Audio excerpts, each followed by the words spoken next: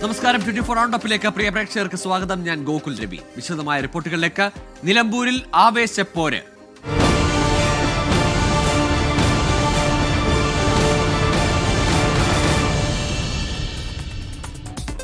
നിലമ്പൂർ ഉപതെരഞ്ഞെടുപ്പിന്റെ പ്രചാരണം ചൂടുപിടിക്കുന്നു. ആവേശകരമായ road ഷോയോടെ LDF പ്രചാരണത്തിൽ സജീവമായി.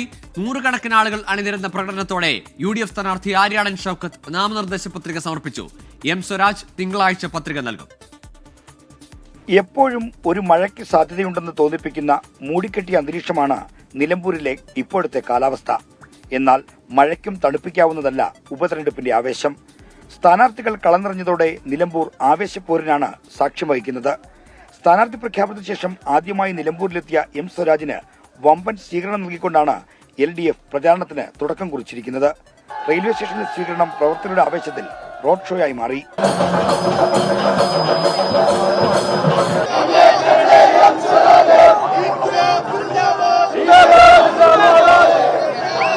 ജന്മനാടിന്റെ ഊഷ്മളമായ സ്വീകരണത്തിൽ ആവേശഭരിതനായ M സ്വരാജിന് തികഞ്ഞ വിജയപ്രതീക്ഷയാണ്.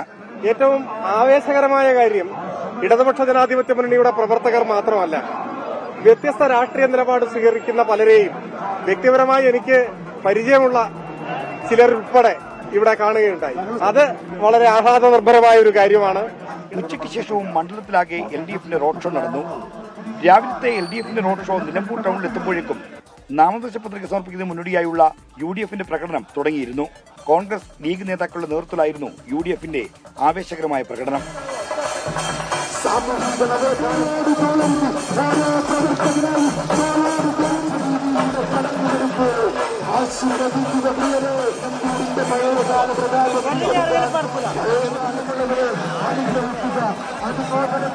എതിരാളി ആരായാലും മണ്ഡലം തിരിച്ചുപിടിക്കുമെന്ന വിശ്വാസത്തിലാണ് UDF. വലിയ പ്രതീക്ഷയുണ്ട്, വലിയ വലിയ വലിയ ആത്മവിശ്വാസമുണ്ട്, വലിയ പ്രതീക്ഷ. ആര്യാടൻ ഷൗക്കത്ത് M സ്വരാജ് പോരാട്ടത്തിന് കളമൊരുങ്ങിയതോടെ നിലമ്പൂർ ഉപതെരഞ്ഞെടുപ്പ് വാശിയേറിയ മത്സരമാകുമെന്ന് ഉറപ്പായി. ടീം 24 നിലമ്പൂർ. നിലമ്പൂരിൽ മത്സര സാധ്യത തള്ളാതെ PV അൻവർ. മത്സരിക്കില്ലെന്നും ഇനി UDFിലേക്കില്ലെന്നും ഇന്ന് രാവിലെ മാധ്യമങ്ങളോട് പറഞ്ഞ അൻവർ ഉച്ചയ്ക്ക് ശേഷം നിലപാടിൽ മലക്കം മറിഞ്ഞു. PV അൻവറിനെ പ്രകോപിപ്പിക്കേണ്ട എന്നാണ് UDFിലെ പൊതുധാരണ. ഞാനിനിയില്ല, UDFിലേക്ക് ഞാനില്ല. ഈ ഒരു ഘട്ടത്തിൽ UDFിലേക്ക് ഞാനില്ല. പ്രഖ്യാപിത നയാണ്. മനസ്സിലായില്ലേ? ഞാനില്ല കേട്ടോ. ഇനി എന്നെ ദയവായിട്ട് ഒരു നേതാക്കന്മാരും വിളിക്കരുത്. ഒരു സമുദായ നിങ്ങളോടൊക്കെ അങ്ങേ അറ്റത്തെ ബഹുമാനമുണ്ട്, ആദരവുണ്ട്. ആഴ്ചകൾ നീണ്ട മാരത്തൺ ചർച്ചകൾ സമവായത്തിൽ എത്താതിരുന്നതോടെയാണ് UDFിലേക്കില്ലെന്ന PV അൻവറിന്റെ വൈകാരികത നിറഞ്ഞ ഈ പ്രഖ്യാപനം.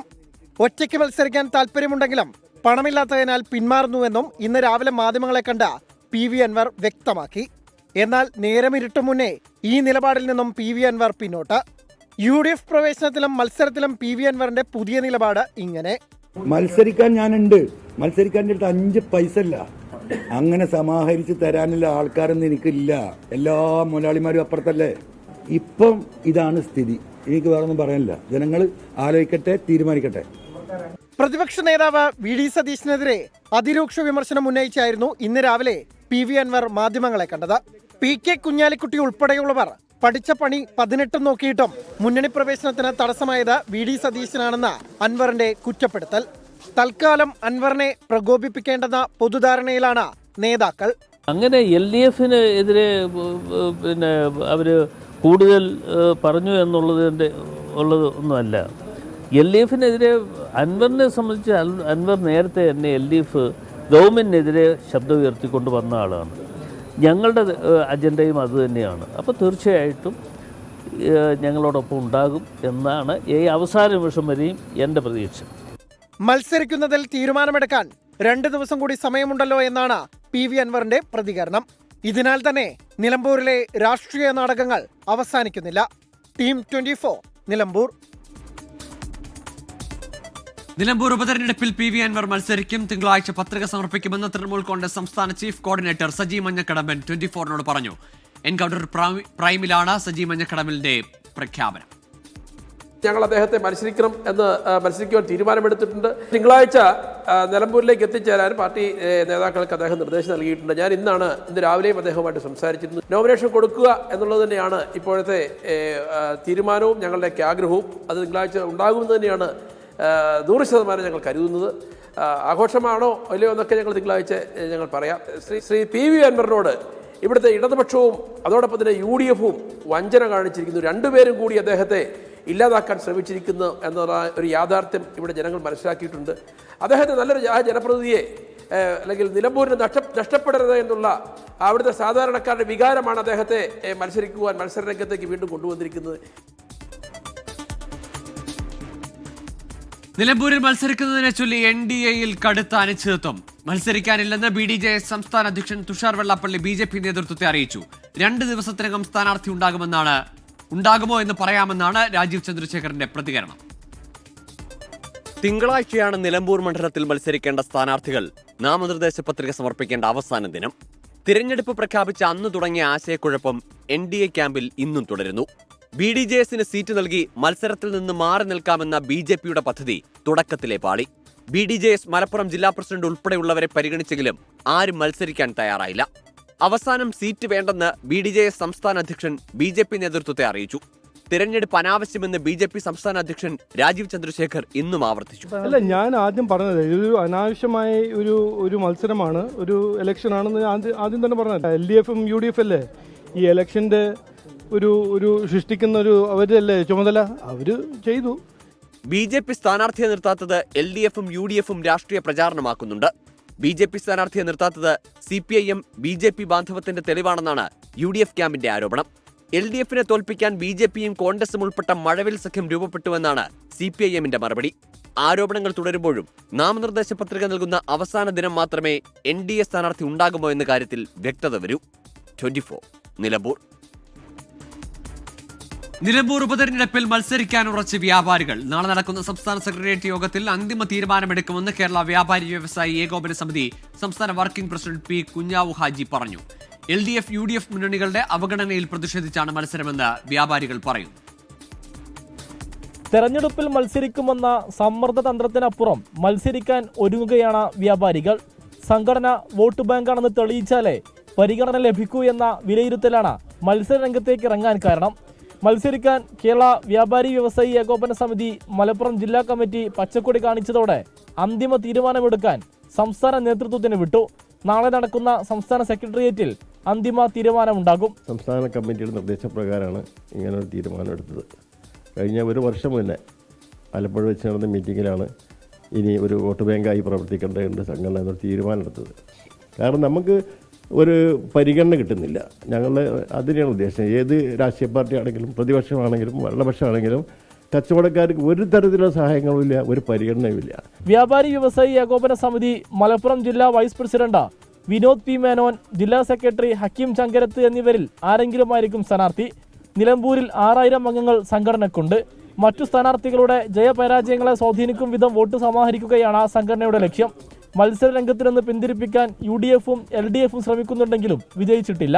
24 മലപ്പുറം. കോഴിക്കോട് വടകര ദേശീയപാതയിലെ സർവീസ് റോഡിലെ കുഴിയിൽ വീണ ഓട്ടോറിക്ഷ മറിഞ്ഞ് ഡ്രൈവർ മരിച്ചു. ന്യൂമാഹി ചാലക്കര സ്വദേശി ചാലിൽ CKP റഫീഖാണ് മരിച്ചത്. കുഞ്ഞിപ്പള്ളിയിലെ സർവീസ് റോഡിൽ നിന്ന് മെയിൻ റോഡിലേക്ക് കയറുന്നതിനിടെ ഓട്ടോറിക്ഷ കുഴിയിൽ വീഴുകയായിരുന്നു. സമീർ C. മുഹമ്മദുണ്ട് കോഴിക്കോട് നിന്ന് വിശദാംശങ്ങളുമായി. സമീർ, എന്താണ് സംഭവിച്ചത്? എപ്പോഴായിരുന്നു ഈ അപകടം? ദേശീയപാതയിലെ കുഴികളും തകർച്ചയും ഒക്കെ വലിയ ചർച്ചയാവുന്ന സമയത്താണ് ഒരാളുടെ ജീവൻ എടുക്കുന്ന തരത്തിൽ ഒരു അപകടം. തീർച്ചയായും ഗൂഗിളിൽ ശക്തമായ മഴ, അതോടൊപ്പം തന്നെ റോഡുകളിലെ കുഴികളും ഇതുമായി ബന്ധപ്പെട്ട് വലിയ അപകടങ്ങൾ ഉണ്ടാകുന്നു. അതിന്റെ ഒരു ഇര കൂടിയാണ് ഇപ്പോൾ മരിച്ചിരിക്കുന്നത്. ന്യൂമാഹി ചാലക്കര സ്വദേശിയായിട്ടുള്ള ചാലിൽ CKP റഫീഖ് ആണ് മരിച്ചിരിക്കുന്നത്. രാത്രി 9 മണിയോട് കൂടെയായിരുന്നു ഈ സംഭവം. കുഞ്ഞിപ്പള്ളിയിലെ സർവീസ് റോഡിൽ നിന്ന് മെയിൻ റോഡിലേക്ക് കയറുന്നതിനിടയിലാണ് ഓട്ടോറിക്ഷ കുഴിയിലേക്ക് വീണത്. വടകര ഭാഗത്തു നിന്നും മാഹി ഭാഗത്തേക്ക് പോകുകയായിരുന്നു ഈ ഓട്ടോറിക്ഷ. വലിയ രീതിയിലുള്ള ഒരു കുഴിയാണ്. ആ കുഴിയിൽ വീണ് ഉടൻ തന്നെ വലിയ രീതിയിലുള്ള പരിക്കും ഈ യുവാവിന്റെ ദേഹത്ത് ഉണ്ടായിരുന്നു. പിന്നീട് നാട്ടുകാർ ചേർന്നുകൊണ്ടാണ് മാഹി ഗവൺമെന്റ് ആശുപത്രിയിൽ എത്തിച്ചത്. എന്നാൽ വലിയ രീതിയിലുള്ള പരിക്കാണ് എന്നുള്ളത് കൊണ്ട് തന്നെ അവിടെ നിന്ന് വേഗം പിന്നീട് തലശ്ശേരി സഹകരണ ആശുപത്രിയിലേക്ക് മാറ്റി. എന്നാൽ അവിടെ എത്തുമ്പോഴേക്ക് തന്നെ മരണം സംഭവിക്കുകയായിരുന്നു. ഇപ്പോൾ മൃതദേഹം അവിടെ സൂക്ഷിച്ചിരിക്കുകയാണ് ഗൂഗിൾ. ശരി, കോഴിക്കോട് വടകര ദേശീയപാതയിലെ സർവീസ് റോഡിലെ കുഴിയിൽ വീണാണ് ഓട്ടോറിക്ഷ ഡ്രൈവറായ CKP റഫീഖ് മരിച്ചത്. സമീർ സി മുഹമ്മദാണ് കോഴിക്കോട് നിന്ന് വിശദാംശങ്ങൾ പങ്കുവച്ചത്. സംസ്ഥാനത്ത് കാലവർഷക്കെടുതി അതിരൂക്ഷം. ഇന്ന് വിവിധ അപകടങ്ങളിലായി 7 പേർക്ക് ജീവൻ നഷ്ടപ്പെട്ടു. വരും ദിവസങ്ങളിൽ മഴയുടെ ശക്തി കുറയുമെന്നാണ് കാലാവസ്ഥാ കേന്ദ്രത്തിന്റെ മുന്നറിയിപ്പ്. മെയ് 25 മുതൽ ആരംഭിച്ച മഴയിൽ വൈദ്യുതി വകുപ്പിന് 164 കോടി രൂപയുടെ നഷ്ടമാണ് ഉണ്ടായത്.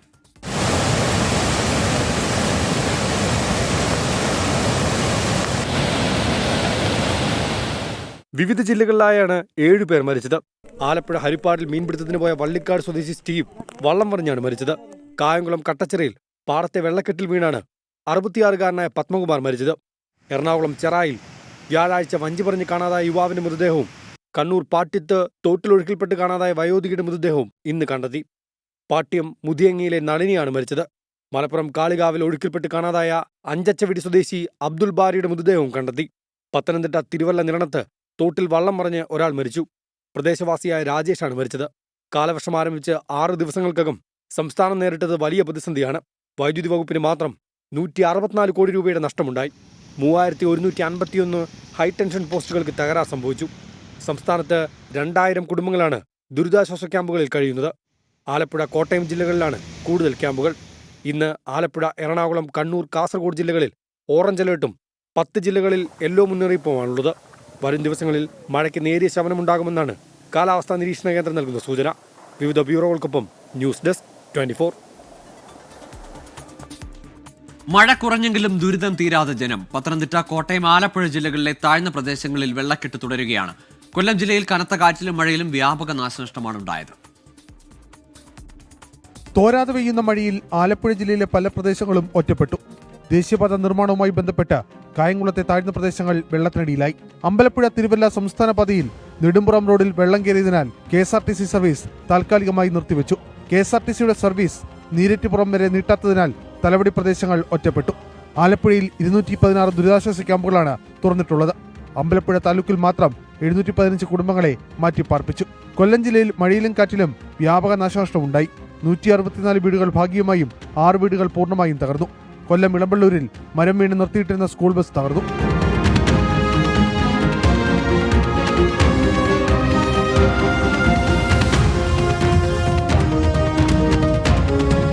കൊല്ലം കരവാളൂർ പഞ്ചായത്തിലെ വിവിധ മേഖലകളിൽ കൃഷിനാശമുണ്ടായി ദിവസങ്ങൾ പിന്നിട്ടിട്ടും അധികൃതർ തിരിഞ്ഞു നോക്കിയില്ലെന്ന പരാതി ഉയർന്നു. 3 ലക്ഷം രൂപയിലധികം നഷ്ടപരിഹാരം നൽകേണ്ടുന്നതുണ്ട്. 10 ലക്ഷം രൂപയുടെ നഷ്ടം ഉണ്ടാകുമ്പോൾ 3 ലക്ഷം രൂപയുടെ നഷ്ടപരിഹാരം നൽകാൻ കഴിയൂ.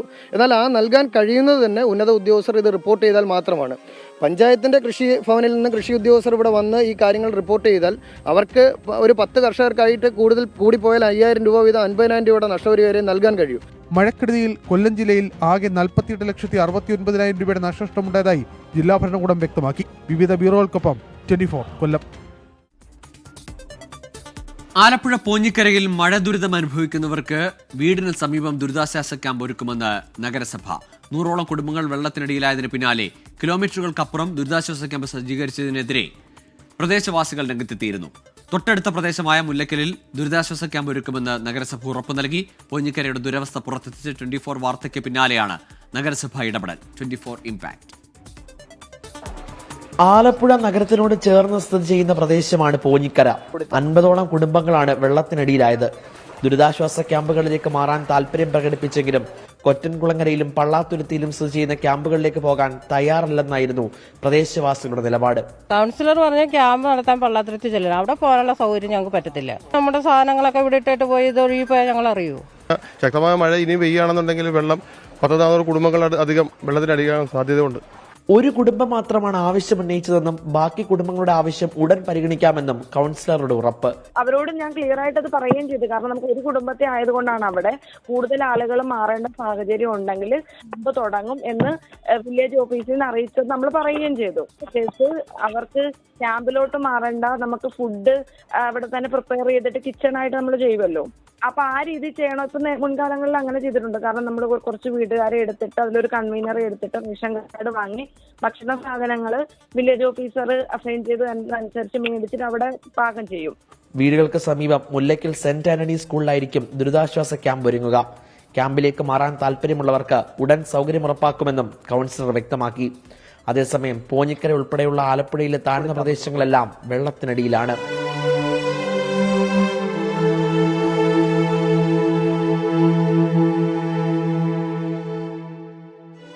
ആലപ്പുഴയിൽ നിന്നും ക്യാമറാമാൻ ഷിബിൻ മിഷീറിനൊപ്പം YS അഭിനന്ദ്, 24.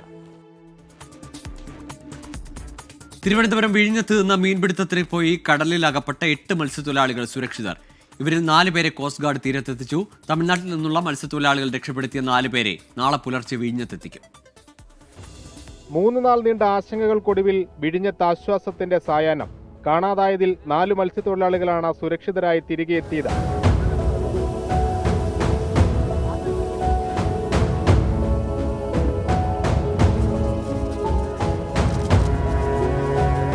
ശക്തമായ കാറ്റും തിരമാലകളുമാണ് മത്സ്യത്തൊഴിലാളികൾക്ക് തിരിച്ചടിയായത്. കടൽ ശാന്തമായപ്പോൾ തിരികെ വരാനുള്ള ശ്രമം നടത്തിയെങ്കിലും ഇന്ധനം തീർന്നതോടെ നടുക്കടലിൽ കുടുങ്ങി. തുടർന്ന് മത്സ്യത്തൊഴിലാളികളുടെ സഹായത്തോടെ കോസ്റ്റ് ഗാർഡ് എത്തിയാണ് ഇവരെ രക്ഷിച്ചത്.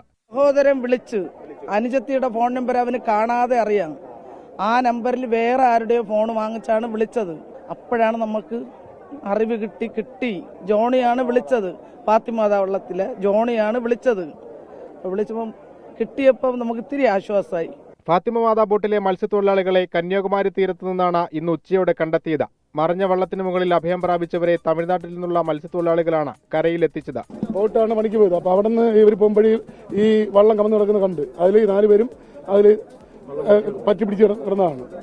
അപ്പോൾ അങ്ങനെ അവർ 4 പേരെയും ബോട്ടിൽ കയറ്റിയ ശേഷം ഈ വള്ളം മലർത്തി ഇനി കെട്ടി വലിച്ചു കൊണ്ടുവരാനുള്ള ഒരു ശ്രമത്തിലാണ് ഇപ്പം നിൽക്കുന്നത്.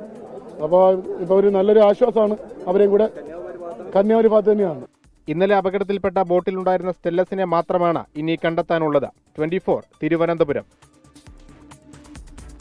ലഹരിക്കും അക്രമത്തിനുമെതിരെ 24 chief editor R. Sreekandan Nair നയിച്ച SKN40 കേരള യാത്രയുടെ റിപ്പോർട്ട് മുഖ്യമന്ത്രിക്ക് കൈമാറി. കേരളത്തിലെ ലഹരി വിൽപ്പന കേന്ദ്രങ്ങളെക്കുറിച്ചുള്ള വിവരങ്ങൾ അടങ്ങിയ റിപ്പോർട്ട് മുഖ്യമന്ത്രിയുടെ ഓഫീസിൽ നേരിട്ടെത്തിയാണ് കൈമാറിയത്.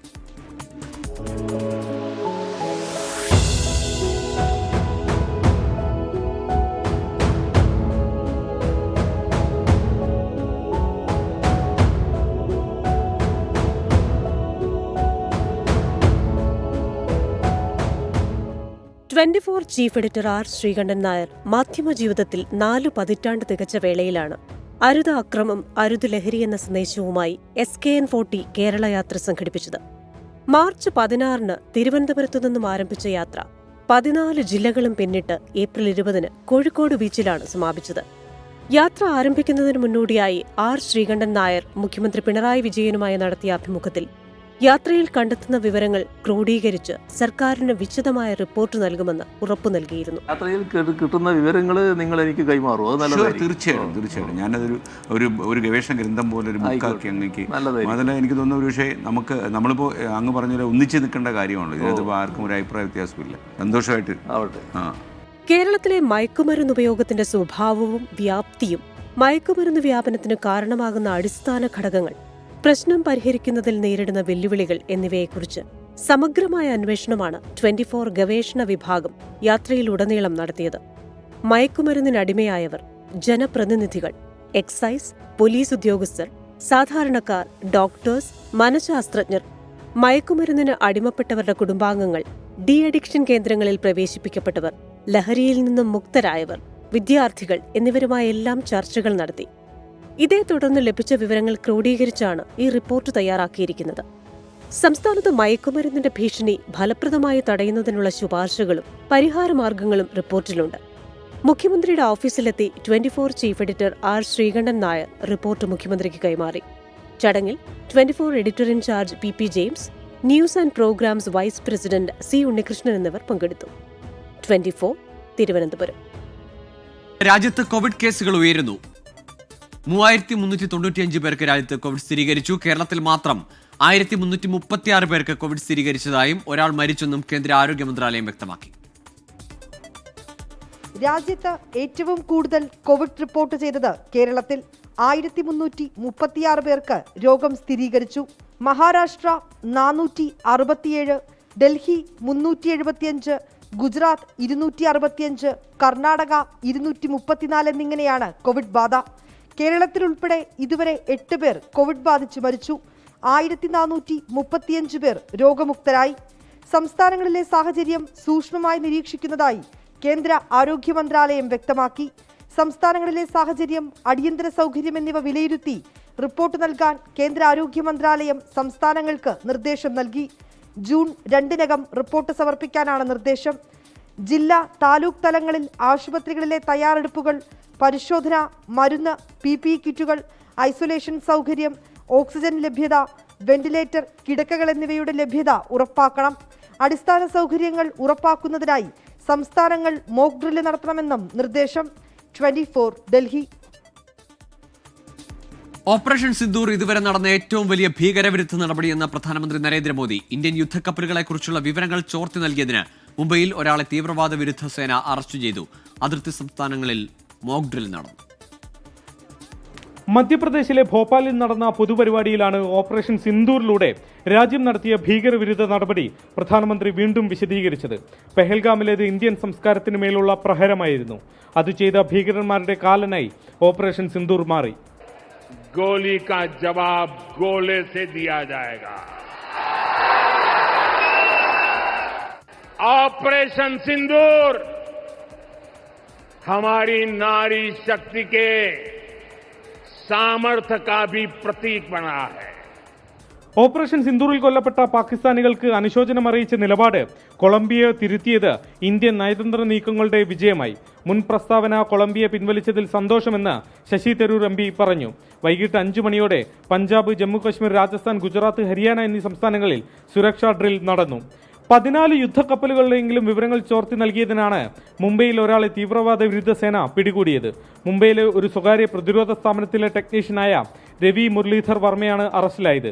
മസ്ഗാവ് ഡോക്യാർഡിൽ യുദ്ധക്കപ്പലുകളിൽ ഇയാൾ ജോലി ചെയ്തിരുന്നു. സമൂഹ മാധ്യമങ്ങളിലെ ഇയാളുടെ ചാറ്റ് വിവരങ്ങൾ ATS ശേഖരിച്ചു. പ്രീതി ജയ്സ്വാൾ എന്നൊരു അക്കൗണ്ടുമായി ഇയാൾ അടുത്തു സംസാരിച്ചതിന് തെളിവ് കിട്ടി. ഹണി ട്രാപ്പ് നടന്നെന്നാണ് സംശയിക്കുന്നത്. നവംബർ മുതലാണ് പ്രീതി എന്ന പേരിലുള്ള അക്കൗണ്ടിൽ നിന്ന് ഇയാൾക്ക് സന്ദേശങ്ങൾ കിട്ടി തുടങ്ങിയത്. പ്രീതിയുടെ സുഹൃത്തെന്ന പേരിൽ മറ്റൊരാളും ഇയാളുമായി ബന്ധപ്പെട്ടിട്ടുണ്ട്. ഇയാളെക്കുറിച്ച് ATSൽ നിന്ന് വിവരം കിട്ടിയതിന് പിന്നാലെ 2 മാസം മുമ്പ് തന്നെ ഇയാളെ ജോലിയിൽ നിന്ന് പിരിച്ചുവിട്ടതാണെന്ന് കമ്പനി 24നോട് പറഞ്ഞു. 24 മുംബൈ. പാലക്കാട് കോങ്ങാട് വൻ ലഹരിമരുന്ന് വേട്ട. 1 കിലോ 300 ഗ്രാം MDMAയുമായി 30 വയസ്സുള്ള യുവതിയും യുവാവും പിടിയിൽ. കണ്ണമ്പരിയാരം സ്വദേശി സുനിൽ, തൃശൂർ ഐക്കാട് സ്വദേശിനി സരിത എന്നിവരാണ് ഡാൻസ് ഓഫ് സംഘത്തിന്റെ പിടിയിലായത്. MDMA തൂക്കാൻ ഉപയോഗിക്കുന്ന ത്രാസും പണവും ഇവരിൽ നിന്ന് കണ്ടെടുത്തു. കോങ്ങാട്ടെ ഒരു വീട്ടിൽ ലഹരിമരുന്നുണ്ടെന്ന രഹസ്യ വിവരത്തിന്റെ അടിസ്ഥാനത്തിലാണ് ഡാൻസ് ഓഫ് സംഘവും പാലക്കാട് SPയുടെ ലഹരിവിരുദ്ധ സംഘവും തിരച്ചിൽ നടത്തിയത്. മങ്കര സ്വദേശിയായ സുനിൽ കാറ്ററിംഗ് സ്ഥാപനത്തിന്റെ മറവിൽ വാടകയ്ക്കെടുത്ത വീട്ടിലായിരുന്നു പരിശോധന. 1 കിലോ 300 ഗ്രാം MDMAയാണ് ഇവരിൽ നിന്ന് കണ്ടെടുത്തത്. സുനിലും സുഹൃത്ത് സരിതയും ലഹരിമരുന്ന് കടത്തു സംഘത്തിലെ പ്രധാനികളെന്നാണ് പോലീസ് പറയുന്നത്.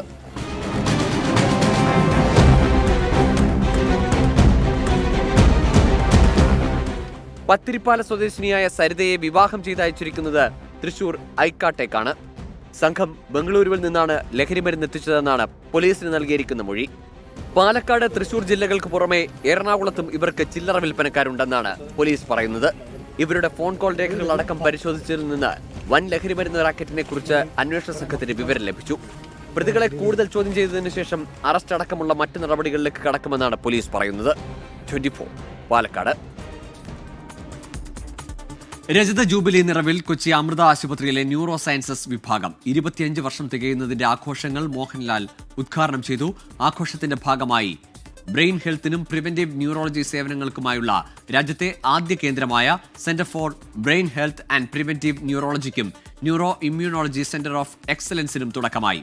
ന്യൂറോളജി വിഭാഗം മേധാവി ഡോക്ടർ ആനന്ദ് കുമാർ രചിച്ച ചിരിയിൽ പൊതിഞ്ഞ നോവറിവുകൾ എന്ന പുസ്തകത്തിന്റെ പ്രകാശനം സംവിധായകൻ TK രാജീവ് കുമാറിന് നൽകി മോഹൻലാൽ നിർവഹിച്ചു. മാതാമൃതാനന്ദമയി വീഡിയോ സന്ദേശത്തിലൂടെ ചടങ്ങിന് ആശംസകൾ അറിയിച്ചു. മാതാമൃതാനന്ദമയി മഠം ജനറൽ സെക്രട്ടറി സ്വാമി പൂർണ്ണാമൃതാനന്ദപുരി പ്രഭാഷണം നടത്തി. സാഹിത്യകാരന്മാരായ professor MK Sanu, C Radhakrishnan എന്നിവർ പങ്കെടുത്തു. വിവിധ കലാപരിപാടികളും ആഘോഷങ്ങളുടെ ഭാഗമായി നടന്നു. വർഷങ്ങളായി മലയാളികൾക്ക് സാന്ത്വന താങ്ങായി നിലനിൽക്കുന്ന അമൃത ആശുപത്രിയിലെ ന്യൂറോളജി ഡിപ്പാർട്ട്മെന്റ് രജത ജൂബിലി ആഘോഷിക്കുന്ന ഈ അവസരത്തിൽ ഇവിടെ എത്താനും നിങ്ങളോട് 2 വാക്ക് സംസാരിക്കാനും സാധിച്ചത് ഭാഗ്യമായി കാണുന്നു. എന്നെ സംബന്ധിച്ചിടത്തോളം ഈ ചടങ്ങിൽ പങ്കെടുക്കുക എന്നത് നിയോഗം എന്നതിനേക്കാൾ കർത്തവ്യമായി ഞാൻ കണക്കാക്കുന്നു. ഇതോടെ 24 റൗണ്ട് പൂർണ്ണമാകുന്നു. നമസ്കാരം.